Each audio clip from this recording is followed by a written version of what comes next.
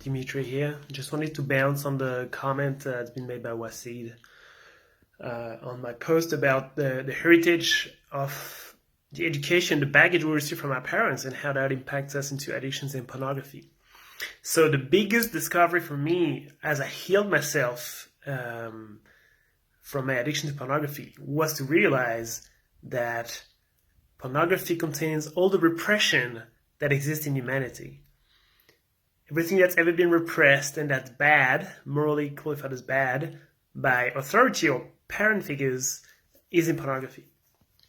And so what happens is that as a child, you'll have a desire to do something, and typically the parent will prevent that from happening. They will say no. They will refuse for you to do something that you genuinely feel is a good thing for you. And they will create a wound inside you. They will split your inner child as a wounded child and a not wounded child.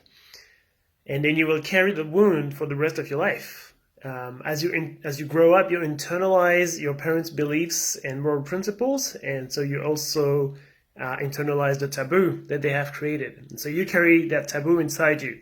There's your inner child that's wounded, and there's the parent inside you that is carrying the taboo. And so that thing that was repressed is still repressed when you're an adult because you've internalized it. And so this wound will create the ego, will create your shadow, your dark side, will create your addictions, etc., etc. And so if you have a fertile ground for addiction, this is how addictions come out. Also, pornography is the replay of transfer of powers between entities, between the child figure and a parent figure. Yes, in pornography is all about permission. Things that are not allowed, that suddenly are allowed in pornography. That's why it's amazing. So, yes, I hope that explains, Wasid, a bit more about what I was saying earlier. There's a lot to this, more than I can say in 2 minutes on a screen. But yeah, if you have any other questions on this or comments, please let us know. We're tackling the problem of symbolism in pornography. That's exactly the heart of it, is that.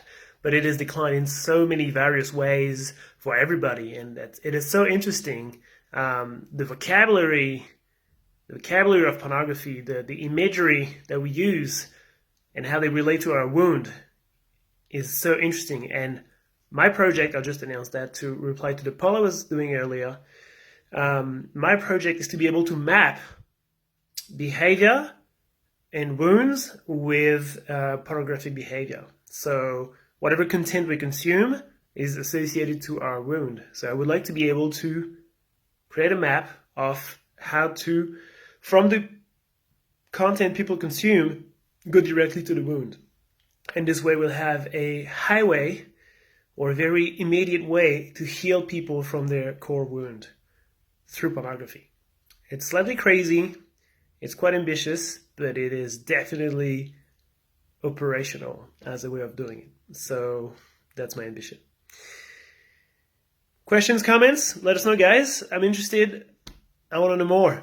The more we ask ourselves questions, the more we progress, the more we free ourselves. The world needs it. The world needs you. Cheers.